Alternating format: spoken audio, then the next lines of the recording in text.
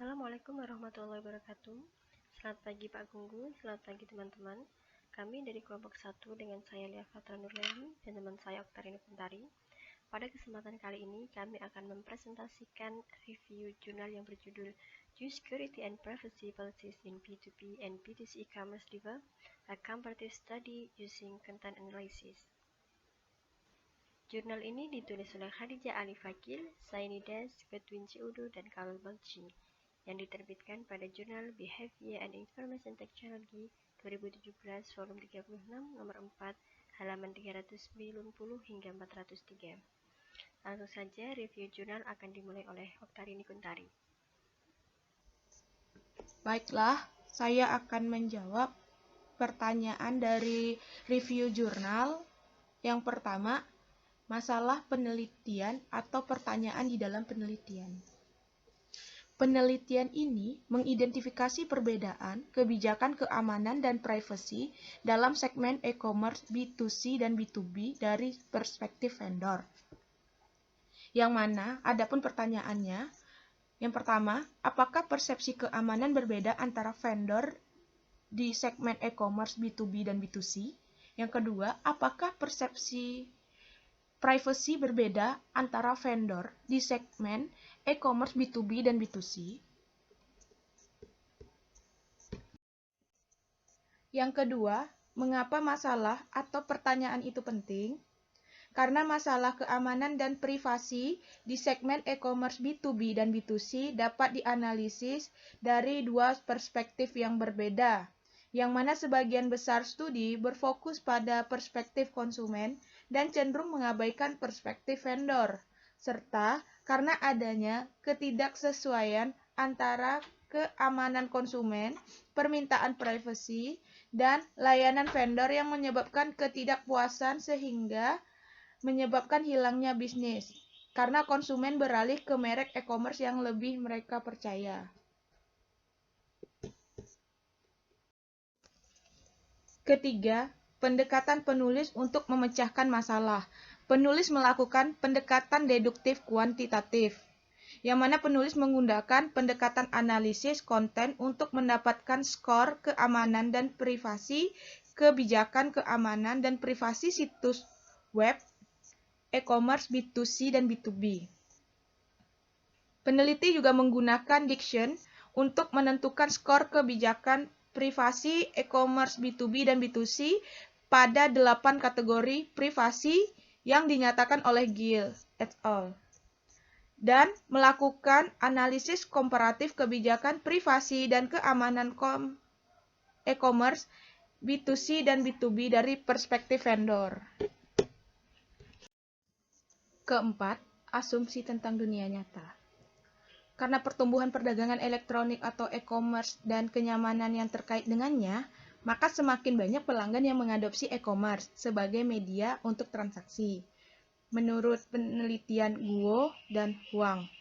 Namun, ini juga mengakibatkan masalah keamanan dan privasi. Dalam sebuah insiden baru-baru ini, Amazon sebagai raksasa e-commerce mengalami kehilangan data dalam bentuk nama pengguna, kata sandi, dan informasi kartu kredit pelanggan. Dan dalam insiden lain, pada awal 2014, eBay mengalami serangan pelanggaran data yang membahayakan basis data utamanya yang berisi kata sandi pengguna. Dampak pelanggaran keamanan dan privasi bisa lebih berbahaya bagi bisnis daripada bagi konsumen individu karena produk dan proses B2B lebih kompleks. Akhirnya, norma hukum untuk e-commerce B2B dan B2C berbeda di banyak negara. Vendor e-commerce mengikuti strategi keamanan dan privasi yang sama di kedua segmen B2B dan B2C. Mereka sering mengabaikan persyaratan pelanggan yang berbeda dalam ruang B2B dan B2C karena norma-norma hukum yang tidak ketat, kemudahan manajemen, kepercayaan konsumen yang buta, dan keuntungan finansial. Kelima, teori yang relevan. Adapun teori yang relevan yang digunakan di dalam penelitian ini ialah yang pertama, Transaction Cost Theory atau teori biaya transaksi TCT. Dan kedua, teori kategori privasi oleh Gill et al.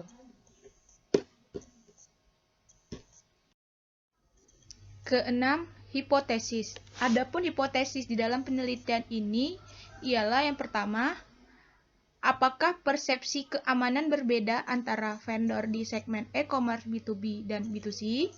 Yang kedua, apakah persepsi privasi berbeda antara vendor di segmen e-commerce B2B dan B2C? Dan untuk pertanyaan yang kedua ini juga memiliki 8 pertanyaan berdasarkan teori Gill et al. Itu. Ketujuh, variabel dependent dan independent. Di dalam jurnal penelitian ini, untuk variabel dependent dan independennya tidak diutarakan dengan jelas.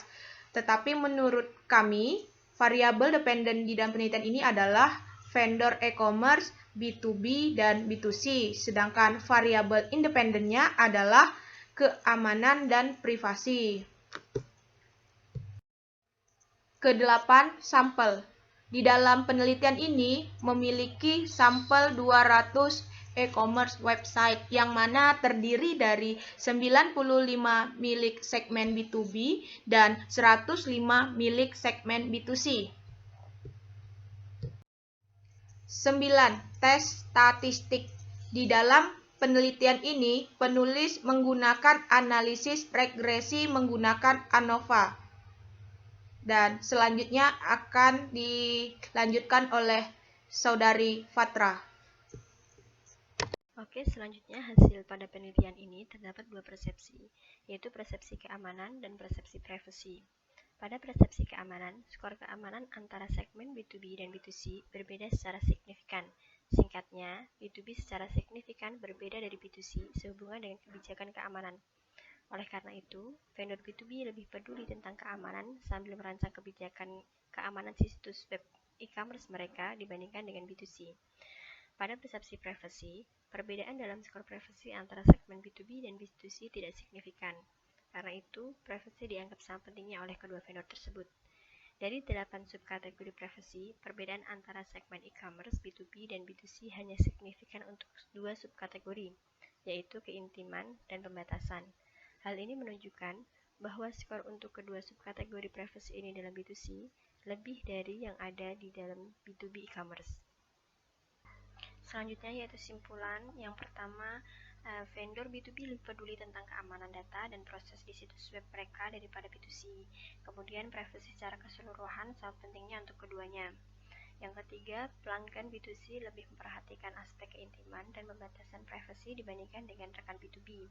Kemudian vendor B2C lebih peduli tentang pembatasan dan keintiman dalam kebijakan privasi mereka dibandingkan dengan B2B. Yang kelima, pelanggan B2C lebih memperhatikan aspek keintiman dan pembatasan privasi dibandingkan dengan rekan B2B. Nah, konsumen individu itu lebih peduli tentang kategori privasi intimasi dan private secret dalam kebijakan privasi situs web daripada pembatasan, hukum, dan peraturan. Mereka lebih suka melihat kata-kata seperti pribadi, akses, dan kumpulkan dalam kebijakan privasi untuk menunjukkan perhatian yang lebih tinggi terhadap keintiman pengguna saat berinteraksi dengan situs web mereka. Sedangkan kalau pengguna korporat situs web B2B lebih suka melihat kata-kata seperti undang-undang dan pengungkapan yang memiliki dimensi hukum dan peraturan. Jadi, terdapat ketidaksesuaian antara harapan pelanggan individu dari vendor e-commerce B2C sehubungan dengan keamanan dan apa yang sebenarnya disampaikan oleh vendor. Untuk perbaikan atau ekstensi, penelitian ini hanya berfokus membandingkan persepsi keamanan dan privasi antara B2B dan B2C. Pelanggan menggunakan penghematan biaya transaksi mereka yang dihasilkan dari e-commerce untuk mendapatkan berbagai tingkat keamanan dan privasi untuk diri mereka sendiri di situs web. Oleh karena itu, untuk penelitian selanjutnya dapat memperluas penelitian dengan membandingkan keamanan dan privasi di beberapa kategori dari e-commerce. Selain itu, penelitian ini juga belum memberikan rekomendasi bagaimana membangun keamanan dan privasi sehingga dapat meningkatkan kepercayaan dari pelanggan, baik dari pelanggan B2B maupun B2C. sehingga vendor dapat sukses melakukan praktik terbaik mereka dalam e-commerce. Untuk jurnal eksternal, kami menggunakan jurnal yang berjudul E-commerce Best Practice How to Achieve an Environment of Trust and Security, yang ditulis oleh Balasundara Maniam et al., diterbitkan pada International Journal of Innovation Management and Technology, volume 3 nomor 4 tahun 2012. Di jurnal ini diterangkan bagaimana cara membangun dan mencapai lingkungan kepercayaan dan keamanan di e-commerce. Yang pertama yaitu e-commerce harus membatasi distribusi informasi. Kita tahu bahwa di internet saat ini aliran informasi sangat banyak dan tidak terbendung. Oleh karena itu, e-commerce harus memberikan informasi yang jelas dan terpercaya mengenai perusahaan mereka, produk atau jasa yang mereka tawarkan. Kemudian, kepercayaan di sini didefinisikan sebagai kesediaan dari konsumen untuk percaya kepada vendor bahwa vendor itu kompeten, sesuai dengan ekspektasi, penuh kebajikan, dan ada aksi integral. Vendor yang kompeten itu berarti dapat melakukan apapun yang dibutuhkan oleh konsumen. Jika aksi vendor tersebut cukup konsisten dengan ekspektasi konsumen, serta memiliki hubungan yang baik dengan perusahaan yang baik pula, itu akan memberikan kesan bahwa vendor itu penuh kebajikan. Kemudian konsumen juga membutuhkan kepercayaan bahwa vendor itu penuh kebajikan, peduli akan mereka, dan memiliki motivasi untuk melakukan apa yang baik untuk mereka. Aksi integral di sini berarti bahwa vendor harus mendemonstrasikan bahwa mereka itu terlegitimasi, membuat kontrak etikat baik, berperilaku etis, menepati janji yang telah dibuat, memiliki customer service yang siaga, menawarkan pre-customer, existing, dan post-customer support, serta memberikan garansi.